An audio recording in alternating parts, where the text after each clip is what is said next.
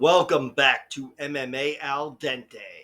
I am the guy who picked Bret Hart to defeat Owen Hart. And I'm here to talk about Joe Pyfer versus Marc-Andre Barriault. All right, my pick for this fight is Joe Pyfer wins a decision.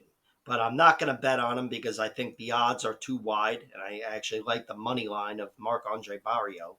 And I also think Joe Pyfer, between the two of them, he's the more dangerous guy. So I couldn't trust him winning by decision. But Marc-Andre Barriault, on the other hand, I think if he was to win, it'd be having a strong round three and making something work early, and he wins a decision.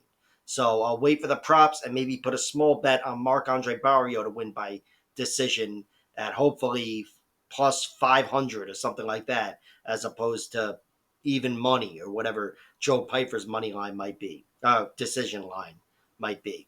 But I'm picking Joe Pyfer to win because I think he's got that power that can put some fear into Marc-Andre Barriault and slow him from fighting the Marc-Andre Barriault fight, which is completely in your face.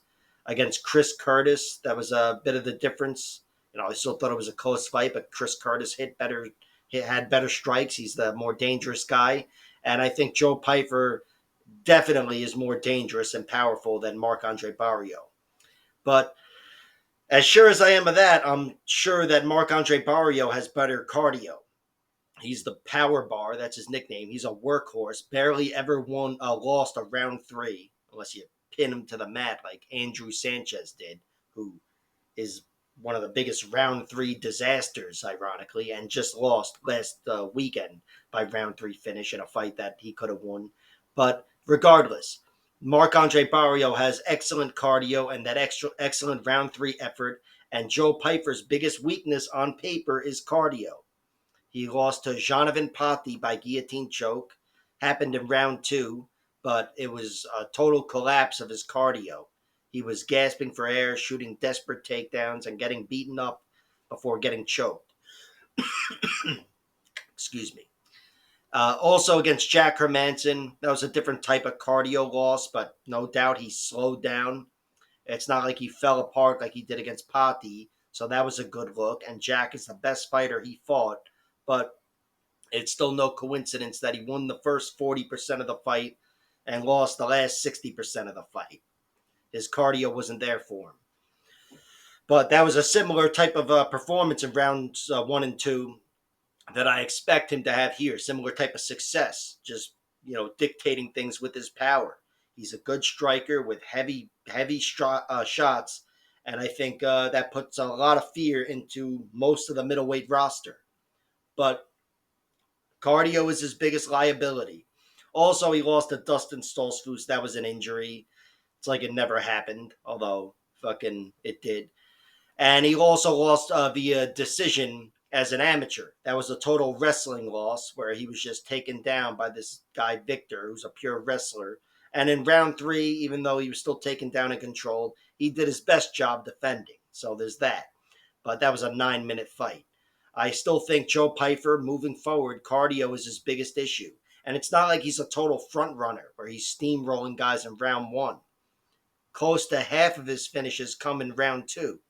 And he actually got a nice submission, which is pretty rare, over Abdul Razak Al Hassan last year.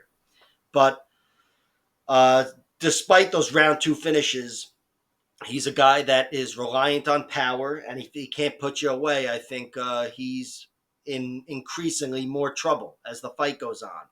Over here, the fight I'm envisioning is him winning early and losing later, but doing enough early to win a decision, to win those first two rounds.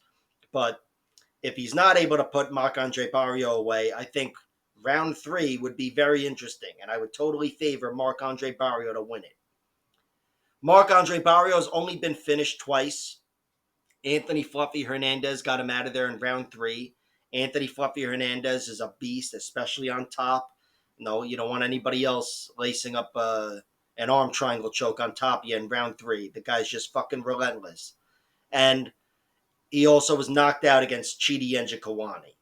Chidi, despite being quite vulnerable himself, he's quite deadly, and he just got off on Barriault in 30 seconds like nobody else has, and he steamrolled him. I think it was under 30 seconds.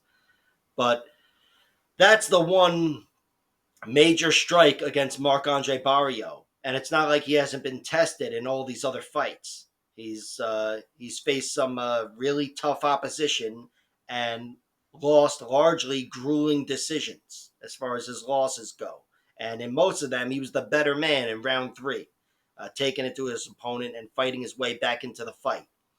But again, he lost those first two rounds in the majority of those decisions in which he won round three, and that's the fight I'm envisioning here. If you put a gun to my head, I'd say Pyfer 29-28 with a weaker finish, and Marc-Andre Barriault battles his way back in but loses a decision. So that's the prediction. Marc-Andre Barriault will do his best to be in Joe Pyfer's face. I think he's going to have a hard time at first, but I think he'll be able to survive what's coming back at him and then eventually start getting more and more in Joe Pyfer's face and make this in the end a close battle.